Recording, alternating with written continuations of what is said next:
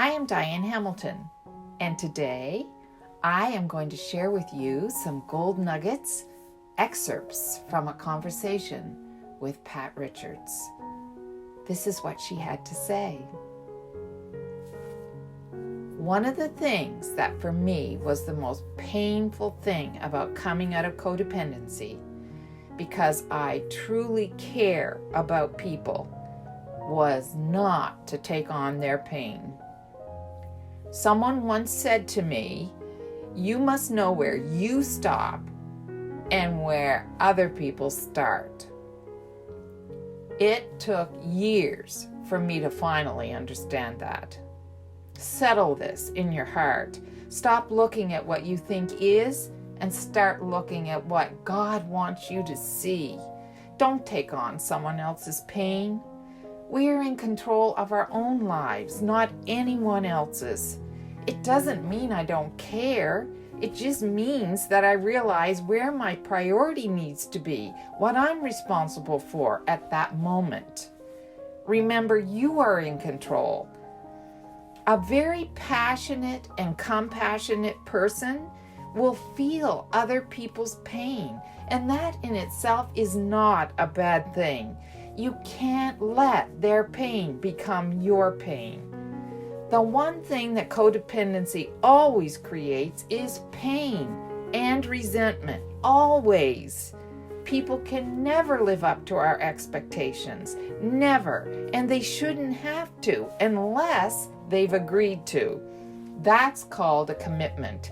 A man marries you and he agrees there will be no other woman but you. You have a right to expect that. If he breaks that commitment, then each party has to renegotiate. If you're walking in love, in God's love, you live up to your commitment. But if there are other things in a marriage that you have not discussed and agreed to, then you have no right to expect them. People who are codependent say, because I'm in control, I can change the rules anytime I want to, whether you agree or not, because I know best. And the very controlling and codependent people say, I own you. You must do everything I want. And because I'm in control, I only have to do what I want to do. That's the extreme version. But codependency always creates resentment and dysfunction and a warped way of looking at things and stress that kills our bodies. I love people. I want the best for people. I'm not past getting hurt, because if you love people, sometimes they do stupid things and sometimes I do stupid things, but I don't take on their pain as my pain.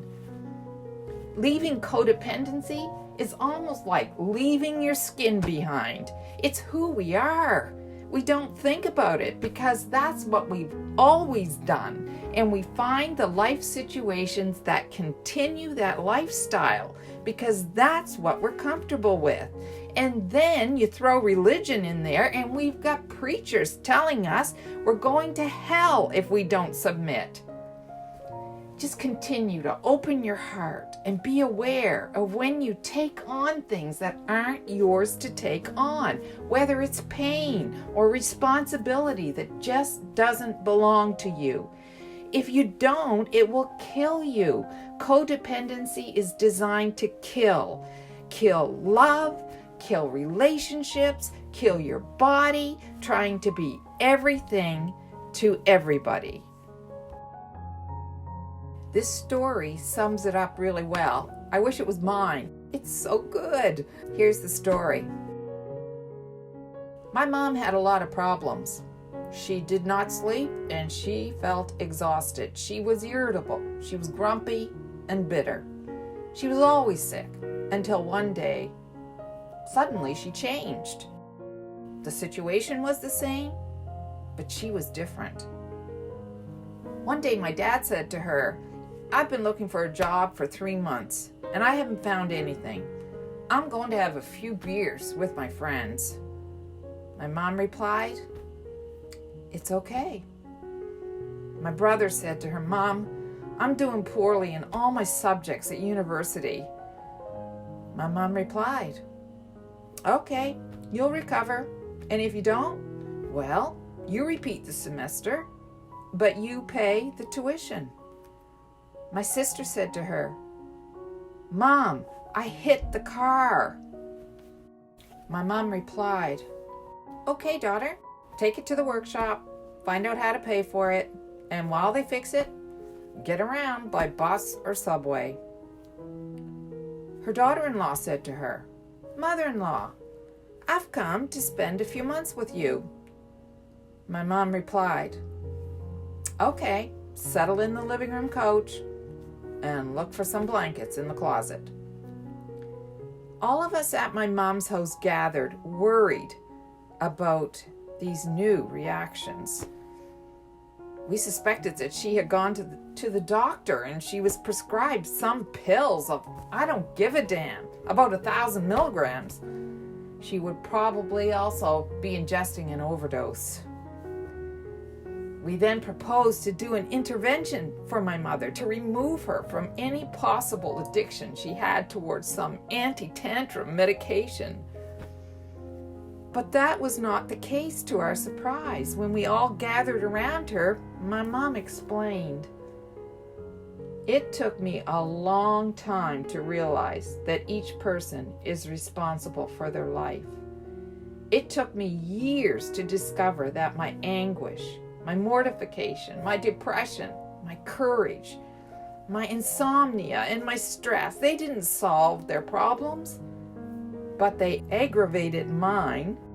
I am not responsible for the actions of others, but I am responsible for the reactions I express to their actions.